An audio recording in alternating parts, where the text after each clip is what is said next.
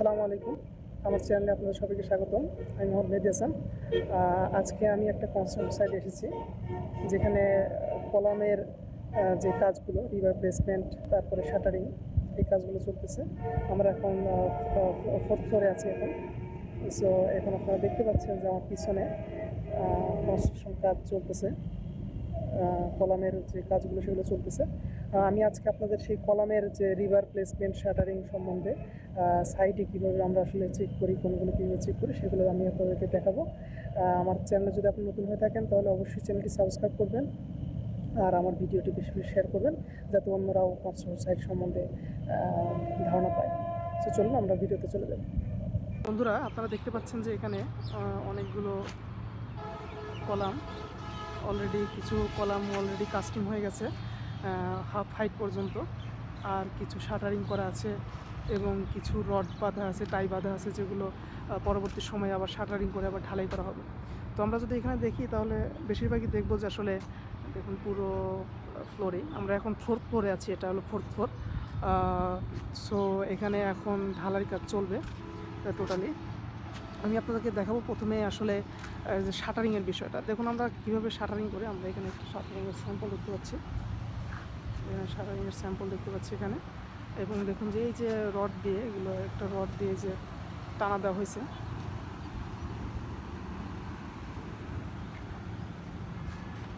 এগুলো শাটারিং যাতে ডিসপ্লেসমেন্ট হয়ে না যায়, কলামের যে ক্লিয়ার স্পেসটা এটা একবারে অ্যাকুরেট পাওয়ার জন্য, অ্যাকুরেট হয়, এজন্যই আসলে শাটারিংয়ের এই টানাগুলো বলে, আমরা টানা বলে থাকি, ওই টানাগুলো দেওয়া হয়।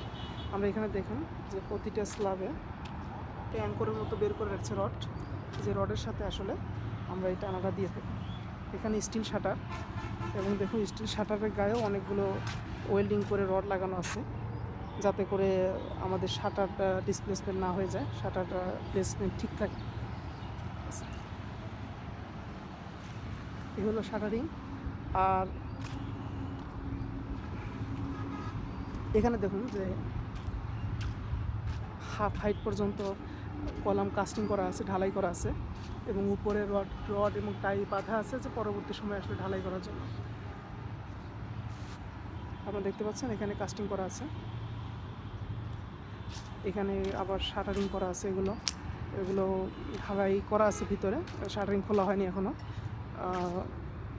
এবং এই যে টানা দেওয়া হয়েছে, এবং আপনাদের যেটা বলছিলাম যে আসলে টানা আমরা দেওয়ার জন্য যে ফ্লোর থেকে যে একটা অ্যাঙ্করের মতো বের করে রাখি, এই যে এটা যখন আমরা স্ল্যাব কাস্টিং করে তখন এই রডটা বের করে রাখা হয়, যাতে পরবর্তী সময় উপরের ফ্লোরে এই যে টানাটা দেওয়া হয়েছে, এই টানাটা যাতে দিতে পারে। তো যখন আমাদের ফ্লোরে কাস্টিং শেষ হয়ে যাবে তখন আমরা এটা আবার কেটে ফেলবো, এটা কেটে আবার এখানে ঢালাই করে দেওয়া হবে। এবং আপনারা এখানে দেখতে পাচ্ছেন যে এখানে একটা শেয়ার হল আছে, লিফট কোর প্লাস শেয়ার হল। তো দেখুন এখানে শেয়ার হলের রড প্লেস করা আছে, রডগুলো বের করে রাখা হয়েছে, এখনও পুরোপুরিভাবে টাই বাঁধা হয়নি, এবং আমরা টাই বাঁধার পরে আবার এখানে ঢালাই হবে। সো এটা হলো লিফট কোর, এই দেখুন লিফট কোর গ্যাপটা।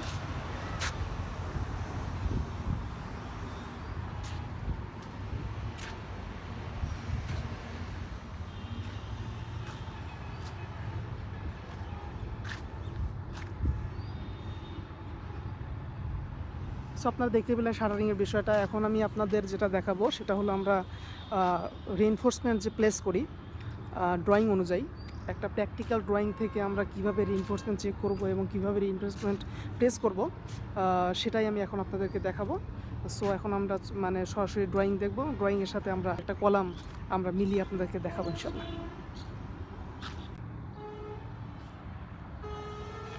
তো এখন আমরা একটা কলাম চেক করব, যে আসলে কলামের রড আমরা ড্রয়িং থেকে যেভাবে নেই, ড্রয়িং যেভাবে রিড করি কনস্ট্রাকশনের সাইটে এসে। সো আমি আপনাদের এখন এটা দেখাবো। আমার হাতে একটা ড্রয়িং আছে, এটা হলো column layout plan, column ID layout plan. So এখান থেকে আগে আমরা দেখব যে আমরা কোন কলামটা চেক করব। তো আমরা এখন আছি এই কলামটা, দেখেন C5, অর্থাৎ এই যে এই কলামটা, আমরা এখন C5 কলামের কাছে আছি। সো এখন আমরা দেখব যে আসলে এখানে যে রডটা প্লেস করা হয়েছে, কয়টা রড প্লেস করা হয়েছে, এটা ড্রয়িংয়ে আদৌ কয়টা আছে কি না। সো আমরা এটা দেখবো এখন। তো এখন আমরা ড্রয়িংটা আমরা ড্রয়িংয়ে যাবো। এখন কলাম নাম্বার আমরা জানলাম এটা C5। সো এখন আমরা কলাম শিডিউলে চলে যাব। যখন আমরা কলাম শিডিউলে আছি, তো কলাম শিডিউলে আমরা C5 নম্বর কলাম চলে যাই এবং আমরা এখন দেখতেছি এটা হলো গিয়ে, আমরা যদি এখন দেখি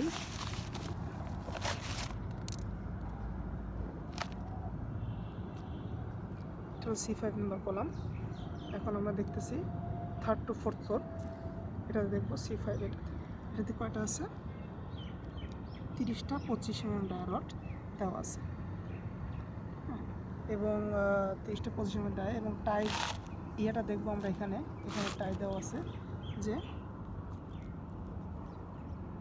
এই যে স্টার্টিংয়ে 10 মিলি স্টিরাপ 4 ইঞ্চি সেন্টার টু সেন্টার, মিডিলে 8 ইঞ্চি এবং আবার উপরে যে 4 ইঞ্চি, অর্থাৎ মাঝখানে এখানে দেওয়া আছে L/6 লেন্থের 6 ভাগের 1 ভাগ এখানে দেবে 4 ইঞ্চি, মাঝখানের পুরোটুকু দেবে 8 ইঞ্চি, আবার নিচে L/6 আবার আমরা 4 ইঞ্চি স্পেসিং দেওয়া হবে।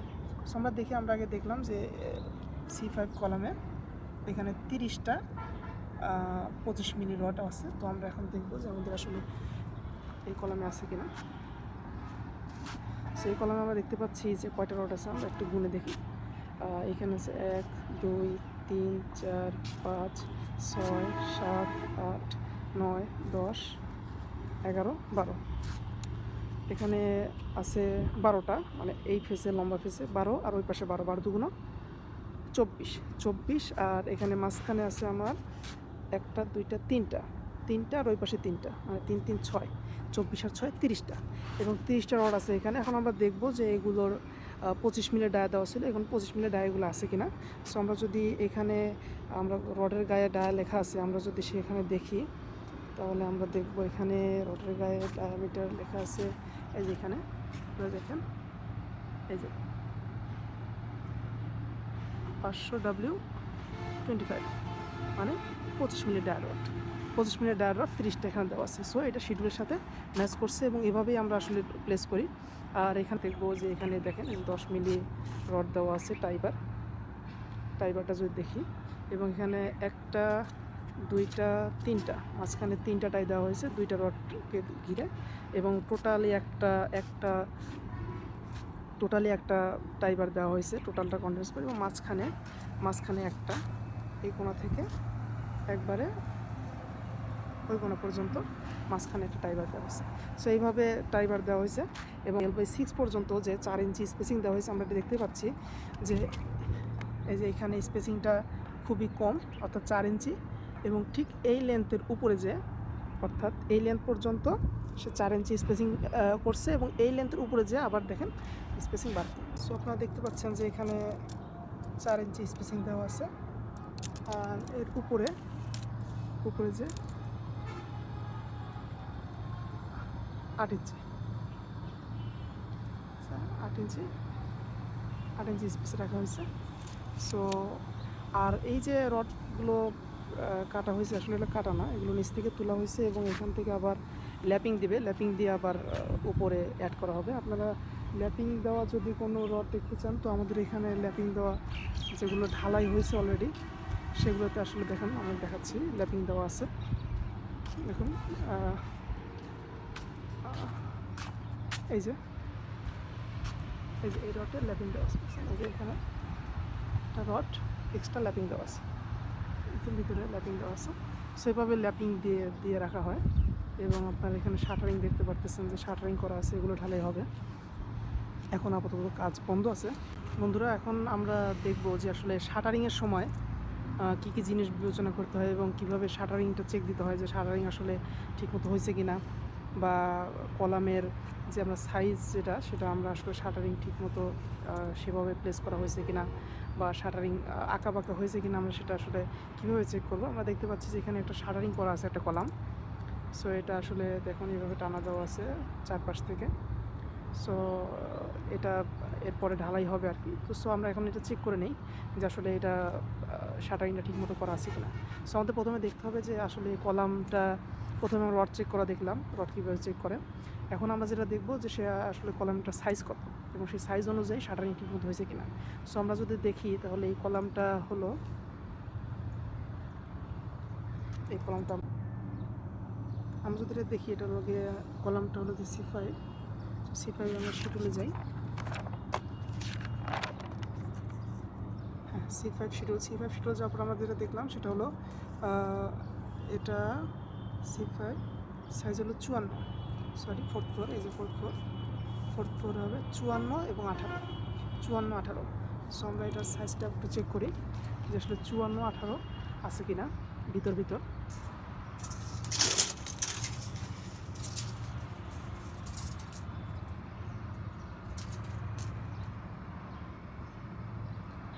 এদিকে 54 আছে, আমরা এদিকে দেখব, দেখুন 18 আছে ভিতর থেকে ভিতরে 18।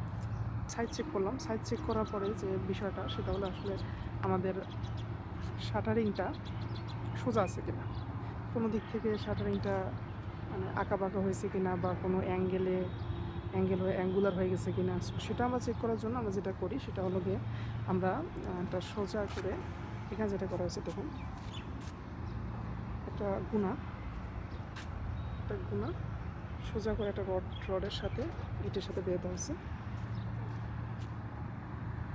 হয়েছে এবং এইটা আমরা একটা টানা দেওয়ার জন্য ইট দেওয়া হয়েছে যাতে সোজাসুজি এই জিনিসটা নেমে যায়। এবং এখন আমরা যেটা চেক করি, আমরা যারা যখন সাইডে ঢালাইয়ের আগে চেক করি, আমরা একটা ফিতা নিই, একটা টেপ নিই এবং টেপ নিয়ে আমরা শাটারিংয়ের গা থেকে দেখুন উপরে একটা মাপ দিই, দেখুন 8 সেন্টিমিটার এখানে আছে এবং নিচে একবারে ডাউনে একটা মাপ দিই, দেখুন 8। ঠিক আছে, সো এই পাশে সোজা আছে। এখন আমরা এই পাশে আরেক পাশে দেখব, এই পাশেও দেওয়া আছে, এই পাশেও একটা দেওয়া আছে, দেখুন এই পাশে সেম একটা দেওয়া আছে। সো আমরা এই পাশেরটা চেক করি, এই পাশেরটা দেখুন এই যে 8, হ্যাঁ, এবং নিচে 8।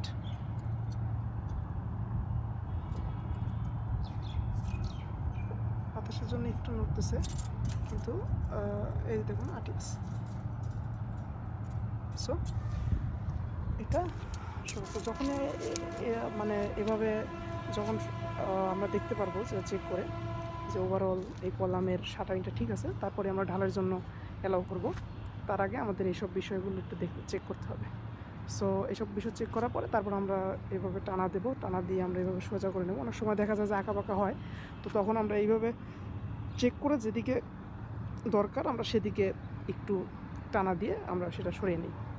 সেভাবে শাটারিংয়ের কাজ করা হয় এবং তারপরে ঢালাই, এবং ঢালাই পরে আপনারা দেখতে পাচ্ছেন যে কী হয়, যে এখানে একটা কলাম অলরেডি ঢালাই করা হয়েছে এবং শাটারিং খুলে ফেলা হয়েছে এখানে।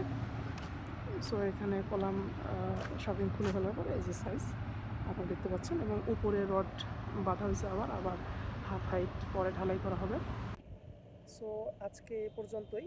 আমি আশা করি যে কনস্ট্রাকশন সাইটের যে কলাম বিষয়ে যে চেকগুলো সেগুলো সম্বন্ধে আপনারা ধারণা পেয়েছেন, এবং আশা করি আমি পরবর্তী ভিডিওতে আপনাদের অন্য কোনো কনস্ট্রাকশন সাইটে অন্য কোনো টপিকস নিয়ে আলোচনা করব। সে পর্যন্ত আপনারা ভালো থাকবেন, সুস্থ থাকবেন, আমার জন্য দোয়া করবেন। আসসালামু আলাইকুম।